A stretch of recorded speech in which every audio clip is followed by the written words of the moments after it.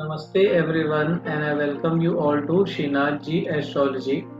सो मेरे प्यारे दर्शकों, कल हमने एक वीडियो बनाया था एंट्रेंस एग्ज़ाम और कंपटीशन में सफलता के लिए हमें कौन कौन से प्लैनेट्स ज़रूरी हैं और उनके क्या क्या उपाय हमें करने चाहिए। तो आज हम उसी सीरीज़ का दूसरा वीडियो लेकर आए हैं और इस वीडियो में हम बात करेंगे कि हमारा जो बर्थ चार्ट होता है उस बर्थ चार्ट में कौन सा भाव सबसे ज़्यादा ज़रूरी होता है एंट्रेंस एग्ज़ाम में सक्सेस के लिए। तो आइए और अपने वीडियो को हम लोग चलिए चालू करते हैं। तो आइए हम अपनी कुंडली पे सीधे चलते हैं और इसको एनालाइज करने का प्रयास करते हैं। तो देखिए, जो हमारी कुंडली होती है, इस कुंडली में जो कंपटीशन का भाव होता है, जो प्रतिस्पर्धा का भाव होता है, वो होता है हमारा 6th हाउस, यानी कि हमारा जो छठा घर होता है। ये वाला देखिए, जो घर होता है हमारा, ये हमारा 6th हाउस होता है, यानी कि जो छठा भाव होता है। और यही जो भाव होता है ये हमारा कंपटीशन का भाव होता है, यानी कि जो प्रतिस्पर्धा का भाव होता है वो ये 6th हाउस ही होता है। तो 6th हाउस का मजबूत होना कुंडली में बहुत ही ज्यादा जरूरी होता है ताकि हम किसी भी कंपटीशन में सक्सेस पा सकें। तो देखिए, जो 6th हाउस है हमारा, अब अगर 6th हाउस का, हमारा ये 6th हाउस है, अगर 6th हाउस का जो लॉर्ड है अगर वो बहुत ही ज्यादा स्ट्रॉन्ग पोजीशन में है, जो 6th हाउस का हमारा लॉर्ड है अगर वो बहुत अच्छी पोजीशन में है, तो हमें किसी भी कंपटीशन को जीतने के जो चांसेस होते हैं वो बहुत ही ज़्यादा हमारे इंक्रीज हो जाते हैं। कि भाई, जो 6th हाउस का जो लॉर्ड है वो अगर उच्च का है, या 6th हाउस का जो लॉर्ड है वो अपने मित्र की राशि में बैठा है, यानी कि अपने फ्रेंड की राशि में बैठा है, या वो उच्च का है, और या फिर वो अपना बहुत ही ज़्यादा स्वयंग्रही है। तो अगर इस तरह की कोई भी कंडीशन है, यानी कि अपने खुद के घर में बैठा है, मित्र के घर में बैठा है, उच्च का है, तो ये हमारी बर्थ चार्ट में बहुत ही अच्छे ग्रह बनाता है किसी भी एंट्रेंस एग्जाम को क्लियर करने के लिए।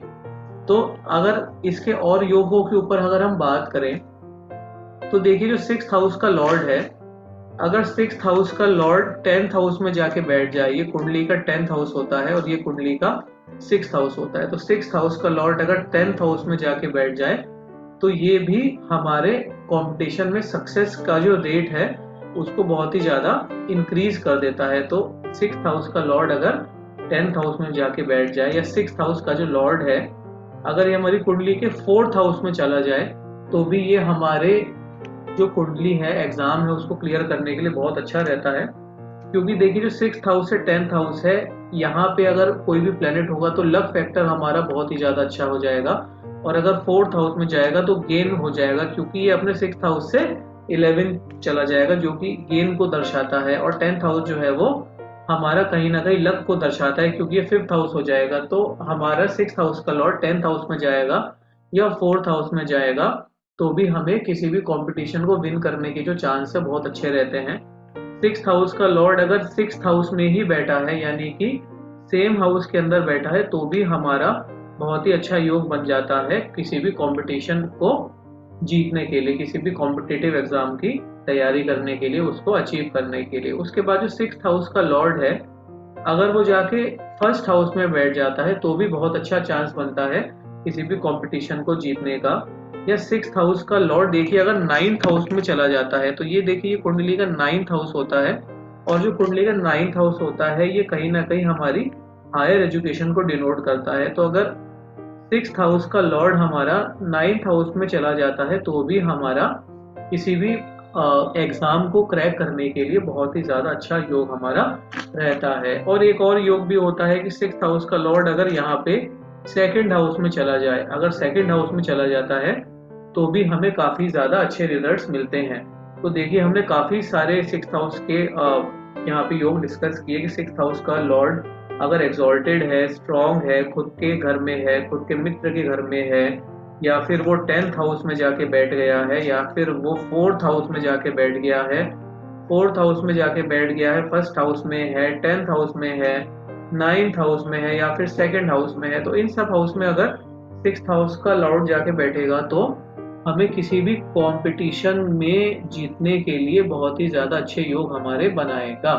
तो ये देखिए अभी हमने डिस्कस किया जो योग हमारे होते हैं कि हमारा कंपटीशन में सक्सेस के क्या हमारे योग होते हैं।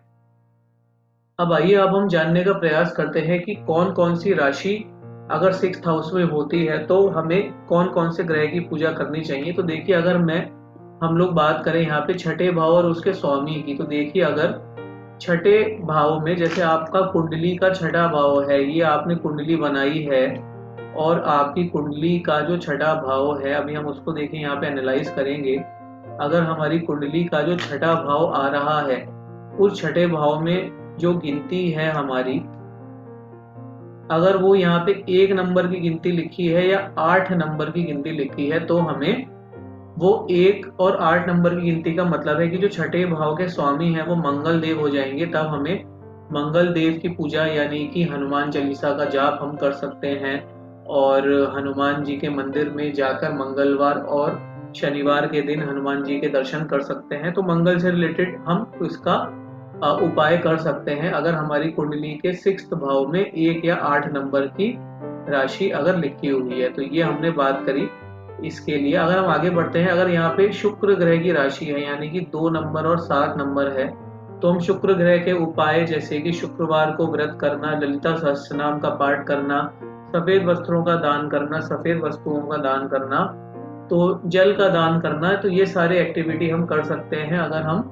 शुक्र ग्रह की राशि 2 या 7 नंबर अगर यहाँ पे लिखा हुआ है। तो आपको क्या करना है, अपनी कुंडली को देखना है और छठे भाव में कौन सी राशि है उसके हिसाब से आपको उसके उपाय करने हैं। तो ये हमने अभी डिस्कस किए मंगल और शुक्र के जो उपाय होते हैं। तो चलिए अभी हम आगे बढ़ते हैं और अगर हम बात करें यहाँ पे अगर हमारे पास 9 नंबर की गिनती है या 12 नंबर की गिनती है, तो बृहस्पति यानी कि विष्णु भगवान की उपासना करने से, विष्णु सहस्त्रनाम का पाठ करने से हमारा जो ये छठा घर है बृहस्पति जी की काफ़ी अच्छी पूजा हो जाएगी।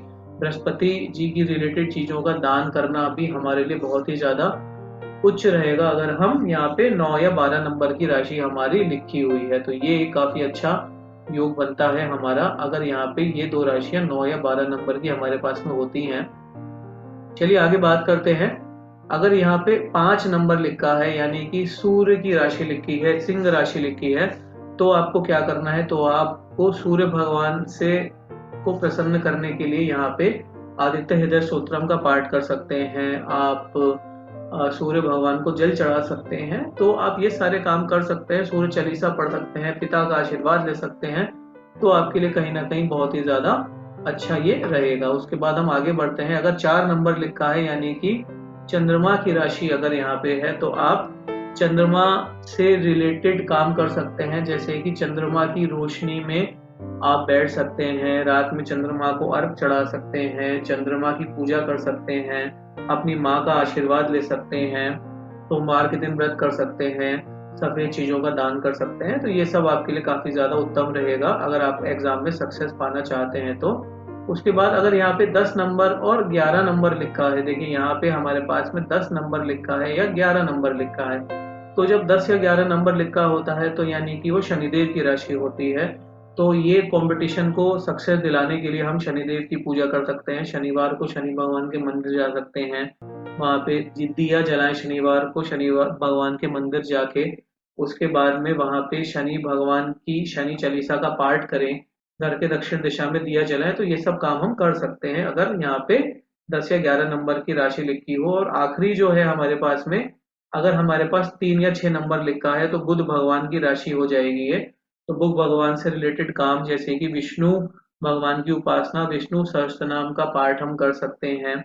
बुध भगवान को प्रसन्न करने के लिए बुधवार के दिन उपवास कर सकते हैं। तो ये सब चीजें हम कर सकते हैं अगर हमारे पास में छठे भाव में जो भी राशियां हैं। देखिए ये उसके पूरे पूरे उपाय हमने आपको बता दिए कि मंगल से लेकर बुध तक अगर कोई भी नंबर लिखा है तो क्या आपको उपाय करने हैं एग्जाम में सक्सेस के लिए।